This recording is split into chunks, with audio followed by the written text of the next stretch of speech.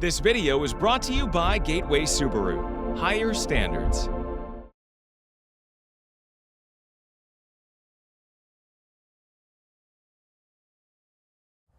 Outdoors Delmarva covers everything outdoors, including real hunting and fishing situations involving wildlife. We do our best each and every week to keep it tasteful, but discretion is advised. Now, enjoy the show. This is Outdoors Delmarva, the best of 2012, presented by Gateway Subaru, higher standards. As we look back on our favorite adventures of the past year, we'll begin with some memorable hunts. Whether we were spending time on land or at sea, it didn't matter. We created some memories that'll last a lifetime. So that's why we're here this morning in Kent County, Maryland, donning these white Tyvek suits, looking at the sky to see what we can find. Hey guys, put one more down there and bring that other one over here. In a field illuminated by the headlights of several pickup trucks, Jerry Kaharski of Del Bay Guide Service is already hard at work. And hopefully they're going to come back here this morning and we're going to get on them. The end of January also marks the end of the traditional duck and goose seasons, so attention turns to snow geese. And as you're about to see from both my camera and Bob's head cam, when a flock of thousands of snow geese form a massive moving cloud above us, it's the chance of a lifetime to unload and unleash. Get him, guys!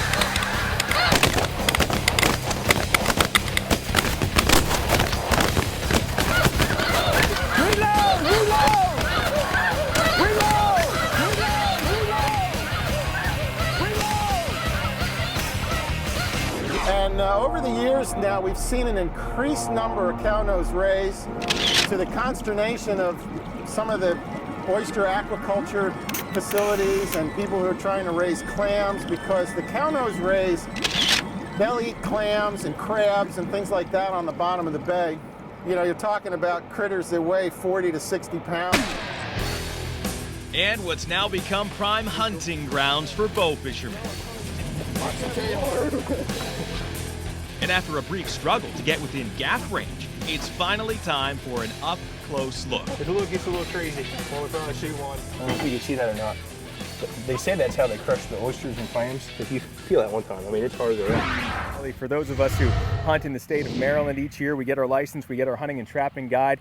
We look inside, we see that niche season for the sport of falconry. And now we're going to show it to you. To begin to share our falconry experience, let's meet the species of birds we'll be hunting with. On the left of your screen, a familiar East Coast bird of prey and Delmarva regular, the red-tailed hawk.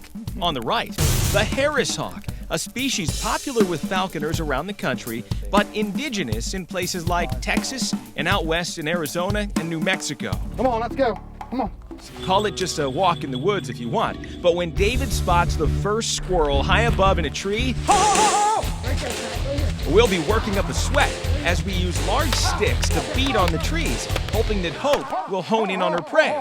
For an extra eye on this intense action, Patrick will be wearing our head cam. Watch this. As Hope finally sees the squirrel, her pursuit lasts just a second as she grabs the prey in her talons and, like a bullet, shoots to the ground. Just minutes into the hunt, we've already got a squirrel. The first trick is to transfer Jason's dad Neil and brother Corey into smaller layout boats. Surprisingly sturdy, kind of an extra wide kayak-like craft. Still, already rocking in the choppier than expected seas. While our buddy Billy Hardesty joins Jason and Chocolate Lab Marley back on the big boat for the tedious task of now setting out several lines of decoys. Sea ducks spend all day out on the water, getting up and getting down in search of other feeding flocks. And while it may look like we're the sitting ducks, sure to be picked up by keen eyes, our low profile actually blends into the chop pretty well. Aiming the camera at these birds is just as hard as taking them down. Luckily, we'll have plenty of more opportunities and chances to redeem ourselves.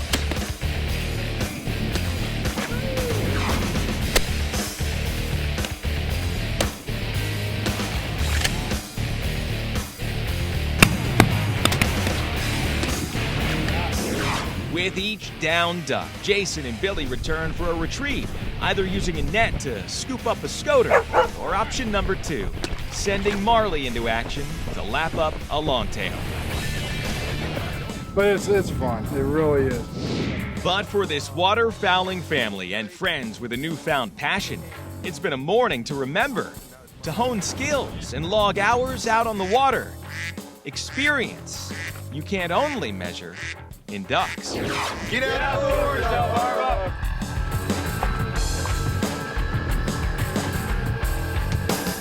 Coming up next, 2012 was a great year for the area's anglers. We'll be taking a look back at some of our favorite fishing adventures. But first, did you know? Long-tailed ducks, also known as old squaw, are prized by hunters. But due to their diet of small fish, mollusks, and crustaceans, the birds themselves can take on a fishy taste when cooked. We'll learn more about their feeding habits when we come back. You're watching Outdoors Delmarva, presented by Gateway Subaru. Higher standards. Sponsored by Ocean City Tourism. Shorts Marine. Shooter's Choice. Sean Mann Outdoors. And Wink Sporting Goods. Outdoors Delmarva will be right back. See, we even feed the cameraman. That's what we do.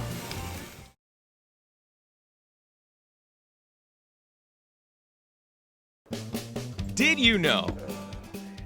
The long-tailed duck, or old squaw, feeds primarily on small fish, crustaceans, and mollusks. While they generally stay close to the surface of the water, they are able to dive as deep as 200 feet in search of a meal. Did You Know is sponsored by North Bay Marina. As we look back on some of our favorite adventures of 2012, we couldn't forget the fishing. Well, Willie, here we are. Hard to believe. It's hot, it's sticky, it's August, and it's the 39th annual White Marlin Open here in Ocean City, Maryland. The biggest billfish tournament in the world, so it's actually out of our hometown, Ocean City. We're really fortunate to be able to fish this tournament. All right, there we go. 78 miles off the coast of Ocean City in Baltimore Canyon, we've got a fish in the spread. And it's now up to angler Scott Redfield to deliver. White marlin can be one of the most acrobatic fish in the ocean, and a long-distance aerial display is a bonus. But after a 20-minute fight, Scott's done it. Well, definitely one of the highlights of day 4 here at the White Marlin Open is the arrival of this. Take a look at this huge hammerhead shark, 266.5 pounds, caught by angler Scott Cusick aboard the boat milling around. The moment finally arrives when the hometown crew aboard the Blue Bayou out of Ocean City, Maryland, arrives with 7 flags flying, 6 white marlin releases, and 1 on board that's looking like the biggest yet.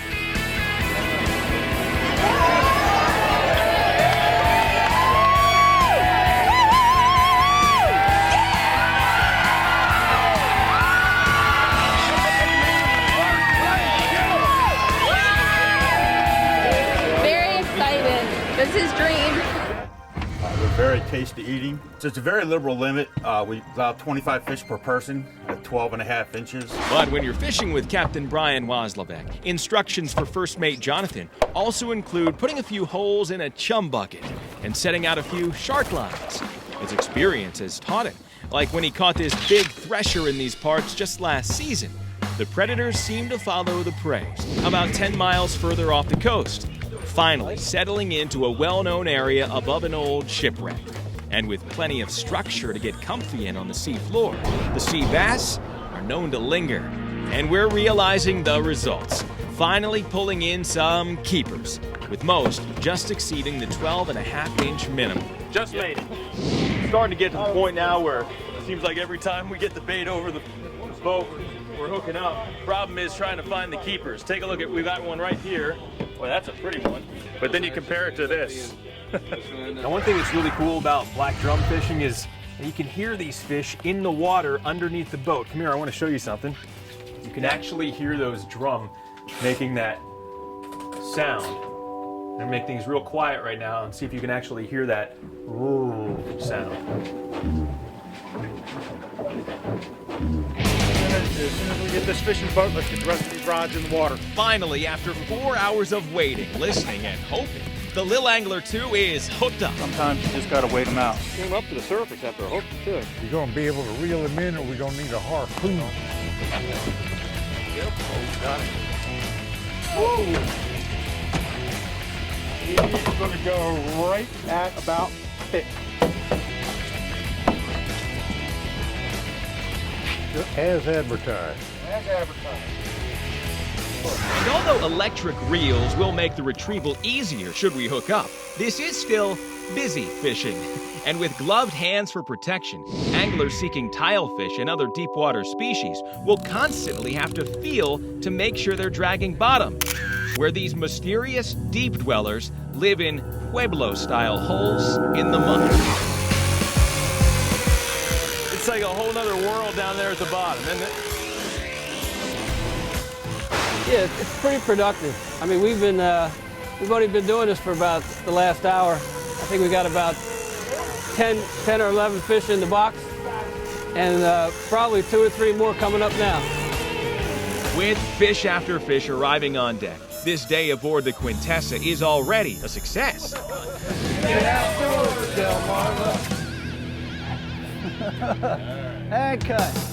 Coming up next, conservation is key on Delmarva, and we'll be looking back on some stories that shed light on protecting our natural resources.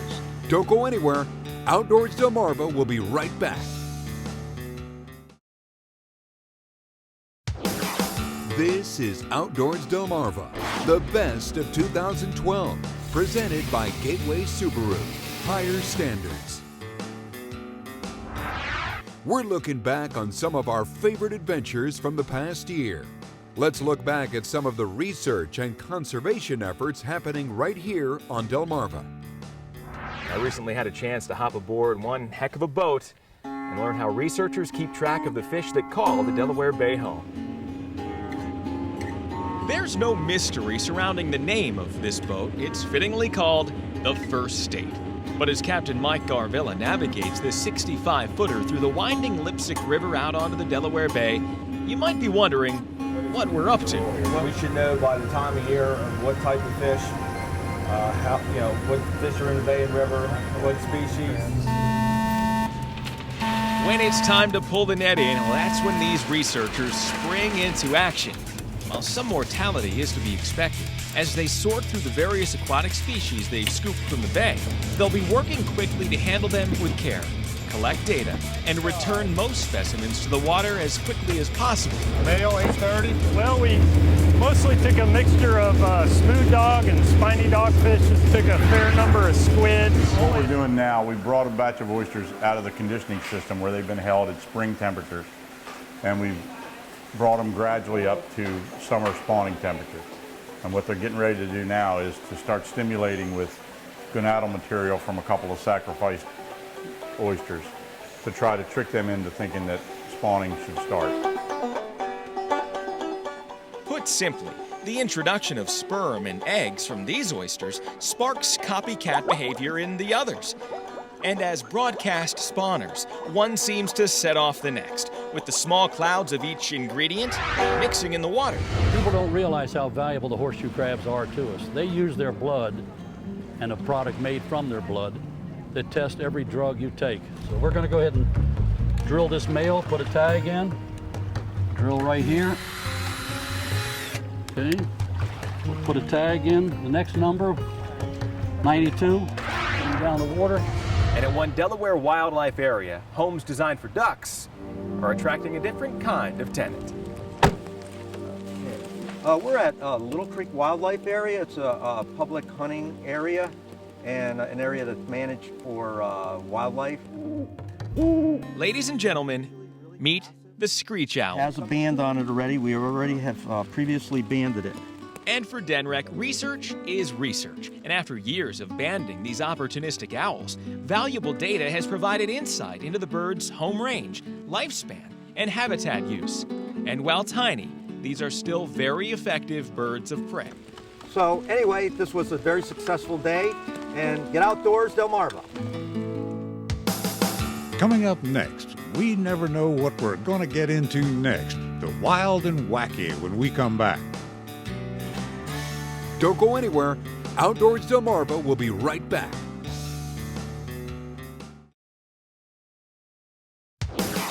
This is Outdoors Delmarva, the best of 2012, presented by Gateway Subaru, higher standards. Every year we find some outdoor adventures that are hard to define. Some are messy, some are strange, but they're all downright fun. Oh, look at that. There he is. Huh? Did you get that? That's from the nuclear power plant. An amazing sight. This blue pigmented lobster, the result of a genetic mutation, is thought to be only one in about every 2 million. This is a male lobster. You can tell by his two fins there. Now it's the competitors' turn to take them on. And the course, flooded with mud, they'll be putting their physical capabilities to the limits. Doesn't look that bad, but as soon as you jump in, you sink. Your shoes get full of mud, and it takes a lot of teamwork to get out of it. Have people really been losing their shoes? Absolutely. We've got a whole stash of them right here. So when an alligator turned up in a retention pond in Fruitland, well, the folks here were standing by ready to help.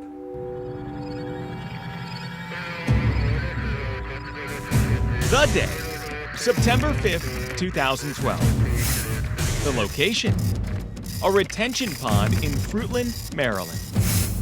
What you're looking at is video taken as the suspected imposter enjoys his final moments of freedom just beneath the water's surface.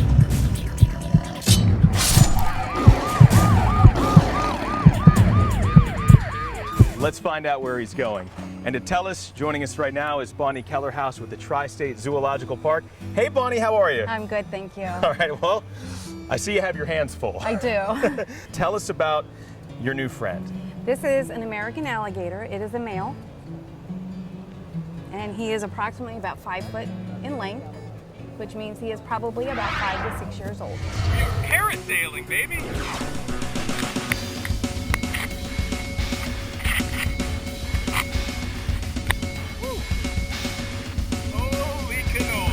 Headed up anywhere between 400 to 800 feet, myself and Chopper Chuck would have a chance to share our perspectives from the air. I'm digging this, Mike. I see what you're talking about here. This is a lot of fun.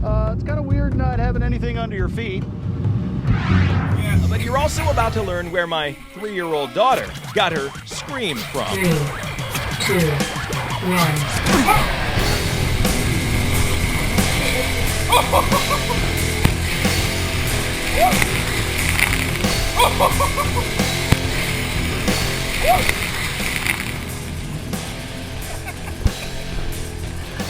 That is so bad. And of course, we couldn't do it all without you, our viewers. We'll revisit some of your own viewer videos and pictures. Outdoors Delmarva viewer pictures are sponsored by Shorts Marine.